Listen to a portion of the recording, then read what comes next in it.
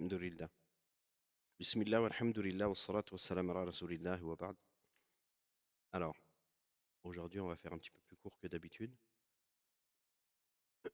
Donc, on va essayer de ne pas perdre de temps, Inch'Allah. Le fichier, il s'est refermé. Je vais le réouvrir, Inch'Allah. C'est toujours donc la série de cours sur les questions-réponses pour les enfants, Inch'Allah. On va essayer de finir le Coran pendant cet été. Et après, à la rentrée, Inch'Allah, on va voir quel programme on fait, Inch'Allah. Peut-être que ce sera plus adapté de continuer les questions-réponses pendant une demi-heure et l'autre demi-heure faire autre chose, Inch'Allah. On va voir. Ok. Donc les questions sur la croyance, vous vous souvenez, on a vu ce que c'était que l'adoration, on a vu ce que c'était que le droit d'Allah sur les serviteurs, c'est de l'adorer seul, sans associé, tawhid, et on a vu d'autres choses qu'on a révisées plusieurs fois, donc c'est pas la peine de revenir dessus, Inch'Allah. Qur'an, on avait commencé la semaine dernière, on avait vu qu'est-ce que nous on connaît du Qur'an, le fait que ce soit la parole d'Allah, le fait que ce soit quelque chose qui nous donne une récompense juste en le lisant, le fait que ça n'existe qu'en arabe, le Qur'an, et qu'en français, c'est la traduction du sens, et d'autres choses qu'on avait vues ensemble, Inch'Allah. La première question, donc, qu'on avait vue, السؤال الأول, c'était ما هي أعظم سورة في القرآن مع الدليل. Quelle est la plus immense sourate dans le Qur'an, avec la preuve? Est-ce qu'il y en a un parmi vous qui se souvient? La plus grande sourate ou la plus immense sourate dans le Qur'an? Pas grande en taille, hein. Je me souviens, il y en avait qui m'avaient dit. La plus grande, c'est Surat Baqara, parce qu'elle a le plus de versets. C'est pas ça qui est voulu ici, c'est en arabe A'zam, c'est la plus immense. Oui,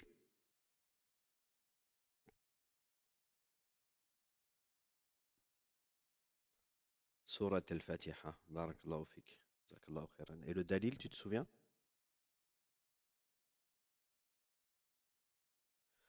Jazakallahu khairan. C'est un hadith qui a été rapporté par l'imam al-Bukhari, où le prophète sallallahu alayhi wa sallam, il a révélé à un compagnon, quand ils étaient dans la mosquée, il lui a dit, je vais t'enseigner une sourate qui est la plus grande des sourates du Coran. Et le hadith, il est résumé. En fait, ce qui s'est passé dans le hadith, c'est le prophète sallallahu alayhi wa sallam, il a dit à ce compagnon, il lui a dit, avant qu'on sorte de la mosquée, je vais t'enseigner la sourate la plus grande du Coran. Et le prophète alayhi salatu wa sallam, il a attendu que la personne, le compagnon, radiallahu anhu, il le questionne là-dessus pour montrer qu'il était motivé pour la réponse. Et avant qu'il sorte, le compagnon, il lui a dit au prophète, alayhi salatu wa sallam, tu m'avais dit que tu me donnerais cette science-là, de la plus grande sourate. Et c'est là où le prophète, alayhi salatu wa sallam, il lui a dit, la plus grande sourate dans le Coran, c'est Alhamdulillahi Rabbil Alamin. وهي سبع المثاني والقرآن العظيم الذي أوتيته. Donc, il lui a dit Alhamdulillahi Rabbil Alamin, louange à Allah, Seigneur des mondes. Et ensuite, il a dit c'est les 7 versets répétés, Sab'ul Mathani, et le Coran immense qui m'a été donné. Donc, Surat al-Fatiha, elle a plusieurs noms. Sab'ul Mathani, par exemple, c'est parmi ses noms. 7 parce qu'il y a 7 versets, et al-Mathani parce qu'elle est répétée, parce que c'est la sourate qu'on répète dans nos prières, et c'est la sourate qu'on répète le plus. Et elle inclut tous les sens que l'on retrouve dans le Coran. C'est pour ça qu'elle est appelée également, ici, As-Sab'ul Mathani, les 7 répétés, elle est appelée également Ummul Kitab ou Ummul Qur'an. C'est-à-dire, c'est la mère du livre, ou c'est la chose vers laquelle tout revient. C'est-à-dire que tous les sens qu'on va retrouver dans le Coran, on va les retrouver dans cette sourate-là aussi. On va retrouver les 3 types de monothéisme. Tawhid al-Rububiyya, al-Uluhiyya ou al-Asma wa Sifat. On va retrouver ça dans le Coran. Et on va même retrouver ça dans un seul verset de Surat al-Fatiha, les 3 types de monothéisme. On va retrouver également les trois types de propos, les 3 choses que l'on retrouve dans le Coran, à savoir des jugements, des histoires et du monothéisme. Il y a eu plusieurs découpages qui ont été faits parmi les gens de science, ça c'est un des plus connus. Dans le Coran, il y a 3 types de choses. Il y a Tawhid, donc les choses qui sont liées à la croyance en Allah. On a les histoires qui sont liées aux histoires des prophètes, des peuples passés, des choses qui vont se passer dans l'avenir. et on a des ahkam, des jugements. C'est interdit de faire ça, c'est obligatoire de faire ça. Et ces trois caractéristiques-là, on les retrouve dans Surat al-Fatiha. C'est pour ça, parmi ces raisons-là, que c'est la plus grande des sourates, Surat al-Fatiha. Donc, par exemple, on retrouve à la fin de Surat al-Fatiha l'histoire de ceux qui ont encouru la colère d'Allah et les égarés. Donc ça, c'est parmi les histoires. Les jugements, on retrouve les jugements. Donc, le fait de celui qui n'est pas guidé sur la voie droite également, il va être égaré. On retrouve également les choses qui sont liées au monothéisme. Et donc que Allah, il est Alhamdulillahi Rabbil Alamin, par exemple. La louange est à Allah, Seigneur des mondes. La louange est à Allah. Donc, c'est lié à nous, notre adoration. Ou alors le fait que nous, on va invoquer Allah. Ihdina sirat al-mustaqim, c'est une adoration. Le fait d'invoquer Allah. Et c'est pour ça qu'à la fin de Surat al-Fatiha, on dit Amin, parce que c'est une invocation, avec tout un préambule, avec toute une préparation avant d'en arriver à guide-nous dans la voie droite, toute une préparation, louange à Allah, Seigneur de l'univers, Ar-Rahman Ar-Rahim, le miséricordieux, celui qui fait miséricorde, Maliki Yawmiddin, le maître du jour de la résurrection, le jour du jugement, de la résurrection, Yawmiddin, jour du jugement, Iyyaka na'budu wa iyyaka nasta'in, c'est toi seul que nous adorons, c'est de toi seul que nous cherchons l'aide, et ensuite l'invocation. Et ça, c'est parmi les bons comportements de celui qui demande à Allah, celui qui invoque Allah. Il l'invoque avec concentration et avec science. Donc, on l'invoque sincèrement, on est concentré, on demande à Allah, oh, facilite-moi cette chose-là, éloigne-moi de tel problème, etc. Et on l'invoque avec science, c'est-à-dire, on sait que Allah, il peut résoudre ce problème-là. On sait que si on demande à Allah, avec les conditions, Allah il va accepter notre invocation. On sait que si Allah il accepte notre invocation, c'est de plusieurs catégories. Soit il nous donne ce qu'on voulait, soit il nous donne autre chose, mais il nous donne. Et on sait que Allah il a des noms et des attributs qui sont parfaits. Et si on invoque Allah avec ses noms et ses attributs, ça va faciliter notre invocation. Et c'est pour ça que à la fin de Surat al-Fatiha, qu'est-ce qu'on dit? On dit Amin, parce que c'est une invocation. Et donc on retrouve toutes ces choses-là dans Surat al-Fatiha. C'est bon? Pas de questions par rapport à ça? Combien de fois on récite la Surat al-Fatiha par jour dans les prières? J'attends de voir si tout le monde va lever la main ou s'il y en a qui savent pas. Tous les jours, on récite Surat al-Fatiha dans la prière. Il y a combien de fois on récite Surat al-Fatiha?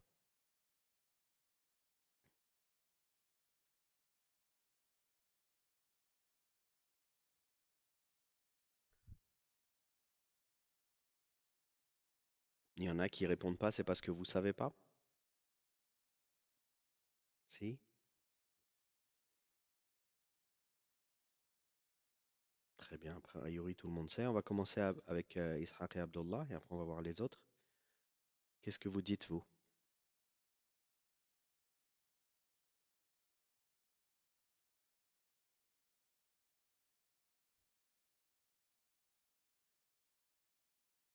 5 fois par jour? D'accord. Barakallahu fik. Ensuite, Suleyman et Ibrahim, qu'est-ce que vous en dites? Surat al-Fatiha, on le récite 5 fois par jour? 17 fois? Pourquoi 17 fois? Wa alaykoum salam wa rahmatullahi wa barakatuh. Pourquoi c'est 17 fois? On va demander à Abdullah, Inch'Allah.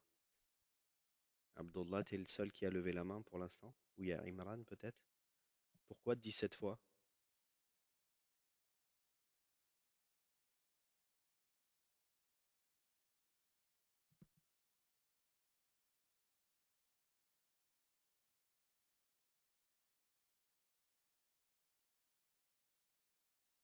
Très bien. Barakallahu fik, jazakallahu khairan. Donc c'est ça, donc je pense, Ishaq et Abdullah, c'est ça que vous vouliez dire. 5 fois, c'est-à-dire à 5 moments différents, mais dans chaque prière, il y a plusieurs fois. Donc surat al-Fajr, on récite la Fatiha 2 fois. Donc ça fait deux parce qu'il y a 2 unités de prière. Et dans chaque unité de prière, on doit réciter le Fatiha. Ensuite, on a Dhuhr, qui est la deuxième prière obligatoire. Donc, Fajr, 2. Dhuhr, c'est 4. Donc, ça fait 4 plus 2, ça fait 6. Ensuite, on a l'Asr. L'Asr, c'est encore 4. Donc, on avait 6 et on a 4, on est à 10. Ensuite, il nous reste Maghrib et l'Aïcha. Maghrib, c'est 3 et l'Aïcha, c'est 4. 4 et 3, 7. On avait 10, ça fait bien 17. Il y a une particularité pour le Jumu'ah, parce que le Jumu'ah, quand on va à la mosquée pour les hommes, on ne fait pas Dhuhr, on fait Jumu'ah. Donc, c'est pas 4, c'est 2. Donc, le Jumu'ah, pour les hommes qui vont à la mosquée, c'est 15 fois qu'ils vont réciter la Fatiha. Et pour les femmes, si elles restent à la maison, alors c'est 17 fois. Donc, c'est bien 17 fois par jour de manière obligatoire. Et ensuite, comme certains d'entre vous, ils ont dit, s'il y a plus celui qui va prier les rawatib, ou le witr, ou le doha, ou tahiyat al-masjid, alors il va faire plus. Parce que chaque prière, c'est avec al-Fatiha. Et ça, le prophète sallallahu alayhi wa sallam, il l'a dit.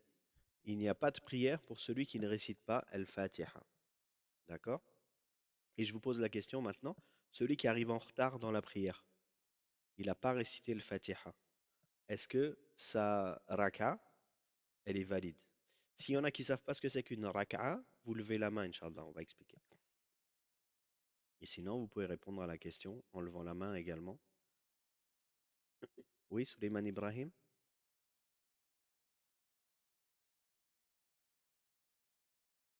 Wa alaykoum salam wa rahmatullah. Tu n'es pas obligé de dire à chaque fois, hein, salam alaikum, hein. Parce qu'on n'a pas récité le Fatiha? D'accord. Tout le monde est d'accord avec ça? Ishaq et Abdullah?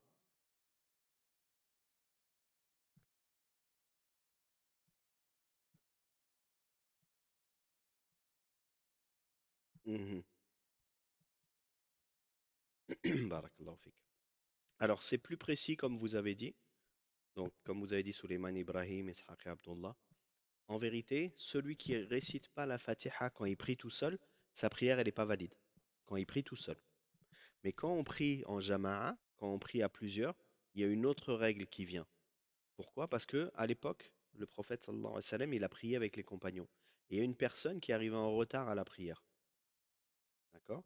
Et cette personne, elle arrivait en retard à la prière et elle est arrivée au moment où ils étaient en train de faire le recours. Vous voyez, c'est quoi le recours? C'est quand la personne, elle est inclinée, avec les mains sur les genoux. Debout, mais penchée, avec les mains sur les genoux, comme un angle droit. Ça, c'est recours. Quand la personne a fait le recours, donc elle a déjà récité Surat al-Fatiha, et ben le compagnon, il est arrivé à ce moment-là. Et il était en retard, et il s'est mis en recours, et il a marché dans la mosquée en recours. Et le prophète, alayhi salatu wassalam, pour ceux qui ne savaient pas, il a une particularité, parmi ses particularités, il a tellement de particularités, le prophète sallallahu alayhi wa sallam, qu'il y a des livres qui ont été écrits là-dessus. Khasa'is al-Nabi sallallahu alayhi wa sallam. D'ailleurs, chez Arafat, hafidahullah, il a écrit, il a fait une série de cours sur les khasa'is du prophète alayhi salatu wassalam. Parmi les particularités du prophète, les choses qui étaient propres à lui, c'est que pendant qu'il faisait la prière, il arrivait à voir, Allah il lui permettait de voir derrière lui. Je ne sais pas si vous saviez ça. Le prophète, sallallahu alayhi wa sallam, quand il guidait la prière, c'était l'imam, donc tout ce qui est derrière lui, c'est dans son dos, ben, il voyait ce qui se passait dans son dos. C'est Allah qui lui avait donné ce pouvoir. D'accord? Donc, le prophète, sallallahu alayhi wa sallam, il a vu ce compagnon qui a marché pendant qu'il était en recours pour rejoindre le groupe des musulmans parce qu'il était en retard dans la prière. Qu'est-ce qu'il lui a dit le prophète sallallahu alayhi wa sallam à ce compagnon? Il lui a dit Zadak Allahu hirsan wa la ta'ud. Qu'Allah te donne encore plus de motivation et ne recommence pas. Qu'est-ce que ça veut dire? Ça veut dire qu'il lui a pas demandé de recommencer sa prière. Il lui a dit il faut pas faire comme ça, mais ta prière elle est valide. Donc, qu'est-ce qu'il a fait? Il est arrivé en retard dans la prière, il n'a pas récité Al-Fatiha. Il s'est mis directement en recours. Donc les savants, ils ont dit, la règle, c'est que celui qui arrive en retard à la prière, à partir du moment où il arrive pendant le recours et pas après le recours, alors sa prière, elle est comptée avec les gens qui étaient en prière. D'accord? Mais s'il arrive après le recours, il n'y a aucun texte qui nous montre que sa prière, avec le groupe, elle compte. Je vous donne un exemple plus précis. Surat al-Fajr. Il y a deux unités de prière. D'accord? La personne qui arrive un petit peu en retard, ils ont déjà récité le Fatiha, ils ont déjà récité la sourate après le Fatiha. L'imam, il a dit Allahu Akbar et il descend dans le cours. C'est la première unité de prière. Il y en a deux dans Fajr. C'est la première. L'imam, il est en recours, tout le monde l'a suivi, tout le monde est en recours. La personne, elle rentre dans la mosquée, elle dit Allahu Akbar, elle se met en recours. Ensuite, l'imam, il dit Semi Allahu liman hamida. Donc tout le monde se relève. Et là, la personne, elle se relève avec tout le monde. Là, la personne, elle a attrapé la prière avec tout le monde.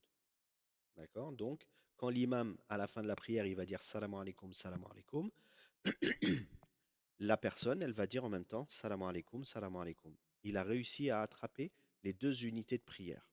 D'accord? Maintenant, une autre situation, l'imam, il récite al-Fatiha, première unité de prière. Il commence la prière et la personne, elle est en retard. Une autre personne, pas toujours les mêmes qui sont en retard. Lui, l'imam, il récite le Fatiha, ensuite il récite une autre sourate. D'accord? Par exemple, sourate al-Asr. Ensuite, il dit Allahu Akbar, il se descend en recours. D'accord? La personne, elle rentre dans la mosquée, elle va pour rejoindre les rangs, mais elle n'est pas encore dans les rangs. Et l'imam, il dit Semi Allahu liman hamida. Et ils se relèvent tous. Et lui, il n'est pas encore avec eux. D'accord? Et ensuite, il les rejoint alors qu'ils sont debout. Ils sont plus en recours. Ils sont relevés. Ils vont descendre dans le soujoud, mais ils sont debout. Et là, il les rejoint. Il dit Allahu Akbar et il rentre dans la prière avec eux. Et bien là, cette unité de prière-là, elle n'est pas comptée pour lui. Il rejoint le groupe, donc il les suit dans le soujoud, etc. Mais lui, il devra rattraper cette unité de prière, la première, une fois que l'imam il aura dit Salam alaikum, Salam alaikum. D'accord? Ça veut dire que cette personne-là, elle rejoint le groupe et elle suit le groupe. Elle suit l'imam. Et à la fin de la prière, quand l'imam dit Salam alaikum, lui il se relève et il rattrape l'unité de prière qu'il a ratée. D'accord? Pourquoi il l'a ratée? Parce qu'il est arrivé après le recours. Ok? Pourquoi on parle de tout ça? Parce que Al-Fatiha, elle est avant le recours. Donc quelqu'un qui arrive après le Fatiha dans une prière en groupe, qui ne récite pas le Fatiha parce qu'il est en retard, tant qu'il a fait le recours, son unité de prière, elle est valide. D'accord? Donc on a ce texte-là où le compagnon, il est arrivé pendant le recours, donc il n'a pas récité le Fatiha, et le prophète, sallallahu alayhi wa sallam, il ne lui a pas demandé de refaire sa prière. Et on a l'autre hadith où le prophète, sallallahu alayhi wa sallam, il a dit La salat liman la yaqra bi fatihatil kitab. Il n'y a pas de prière pour celui qui n'a pas récité la Fatiha. Et qu'est-ce qu'on fait, nous, en islam, quand il y a un texte et un autre texte? On ne dit pas celui-là, il est mieux que celui-là, donc l'autre, on le jette. Non. On prend tous les textes qui sont authentiques. Donc là, les deux hadiths, ils sont authentiques. On comprend les deux hadiths comme les savants, ils vont les expliquer.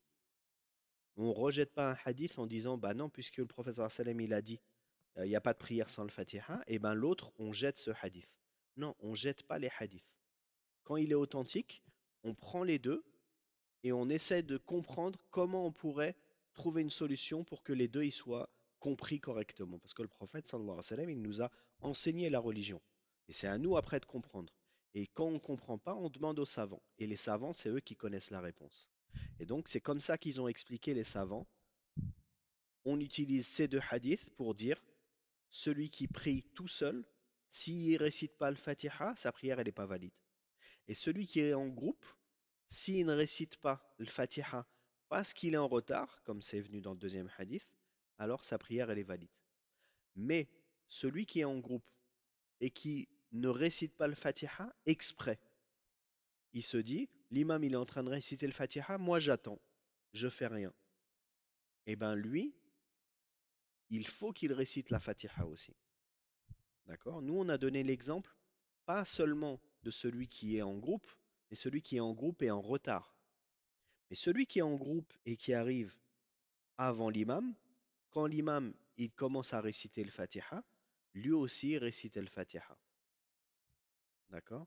Donc, à bien comprendre, il y a celui qui prie tout seul, lui, il est obligé de faire le Fatiha.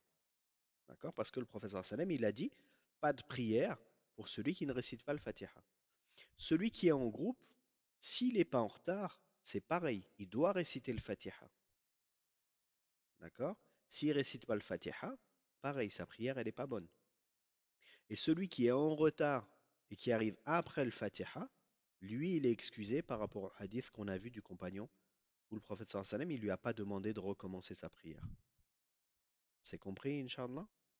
Donc la Fatiha, on la récite. Est-ce qu'on récite la Fatiha à voix haute quand l'imam il récite à voix haute? Non. Est-ce qu'on récite à voix basse quand l'imam il récite à voix basse? Oui. Si l'imam il récite la Fatiha à voix haute, c'est-à-dire Fajr, Maghrib, l'Isha, nous on récite aussi le Fatiha, mais à voix basse. D'accord? C'est compris pour le Fatiha, pour la règle dans la prière avec le Fatiha? Si vous avez des questions, n'hésitez pas, Inch'Allah. Barakallahu fikum. Oui, une question de Suleiman et Ibrahim. Oui,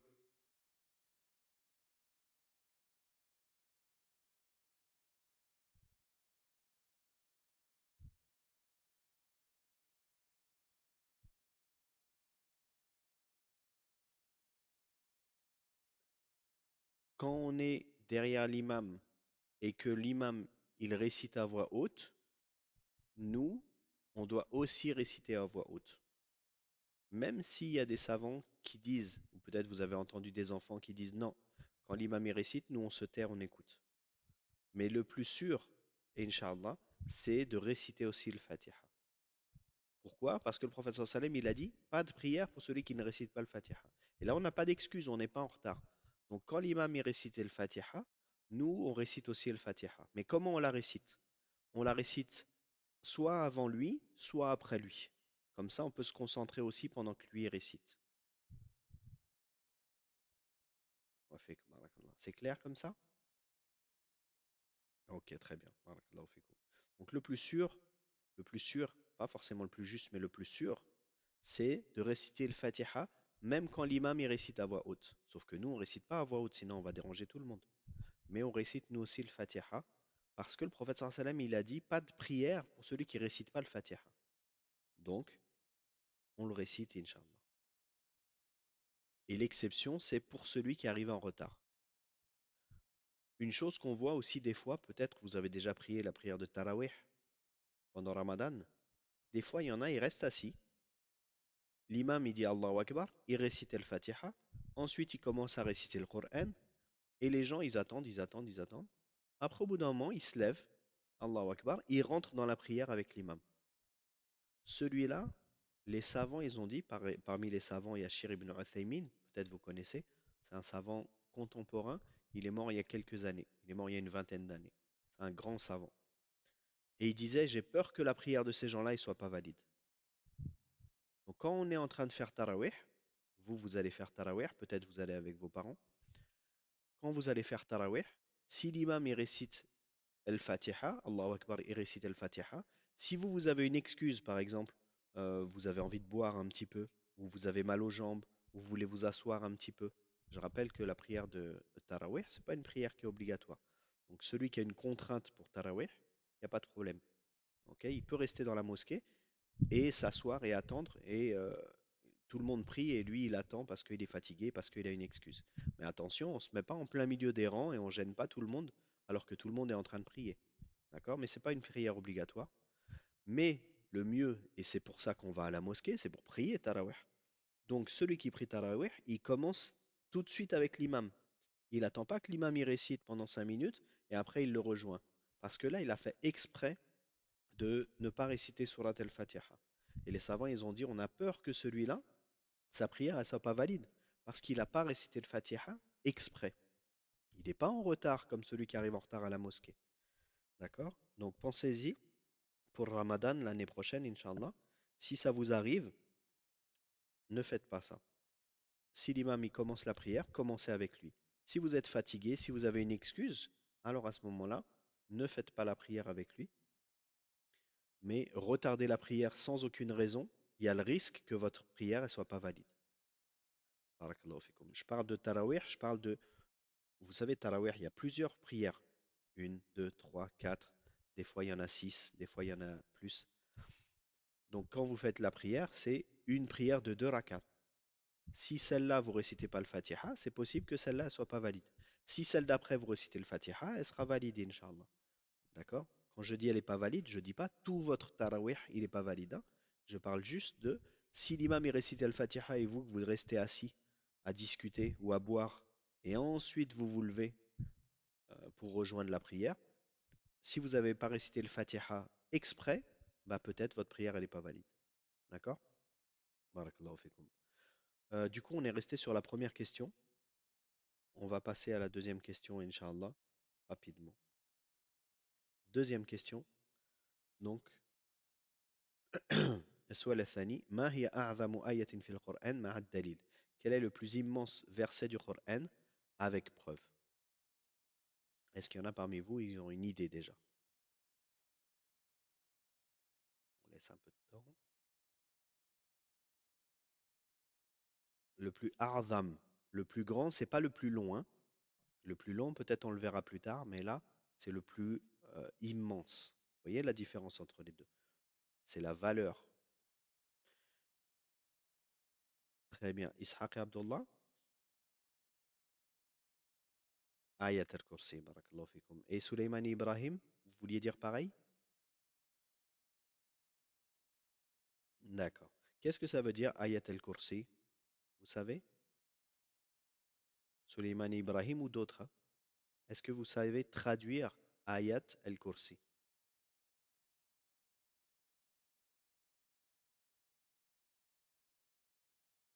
Le Ayat du trône, ok?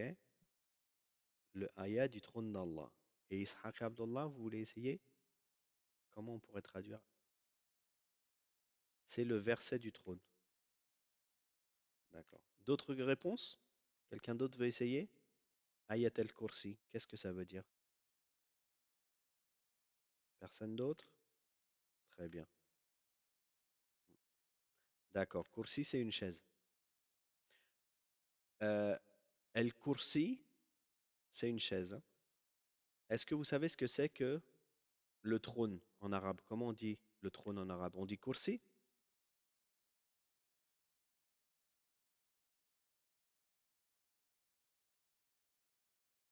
D'accord, barakallahu fikum.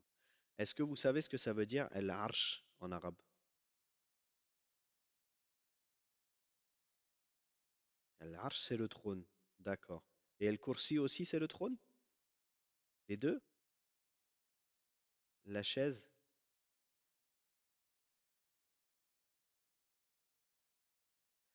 Al-kursi, al-kursi, dans la religion, on a Allah, il est al-arsh istawa. Il est établi sur son trône.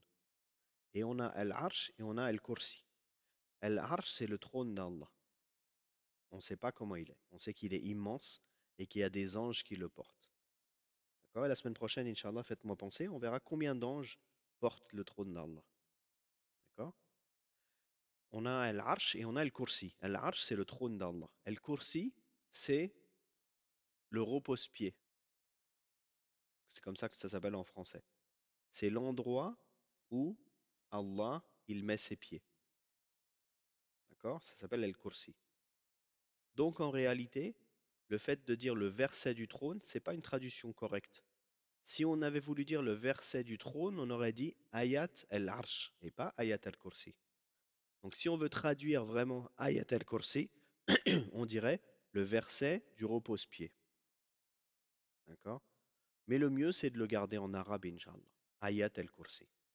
Mais il faut faire attention de bien comprendre parce qu'il y a quelqu'un un jour, il a traduit Ayat al-Kursi par le verset du trône et tout le monde traduit comme ça maintenant.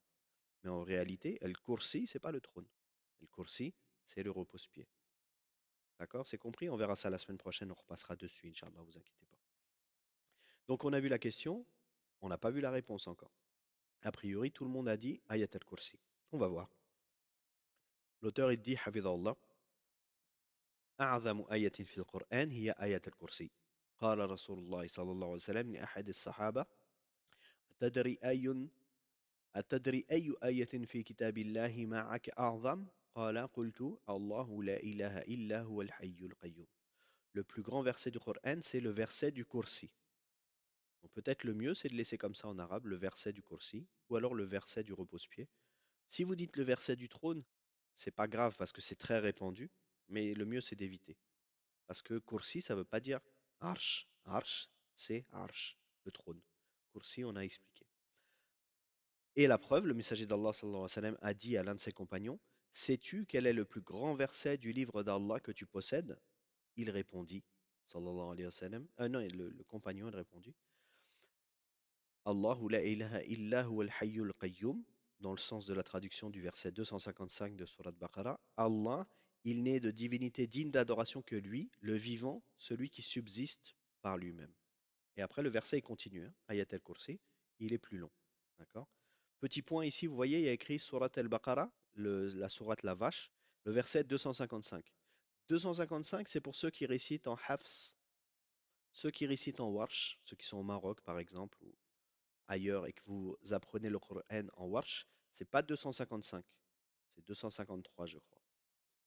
Donc quand vous êtes en Hafs et en Warsh, ceux qui font le Coran et qui savent c'est quoi la différence, c'est bien, vous savez. Les autres, ceux qui savent pas, Inch'Allah, vous apprendrez plus tard. Hafs et Warsh, c'est deux riwayat.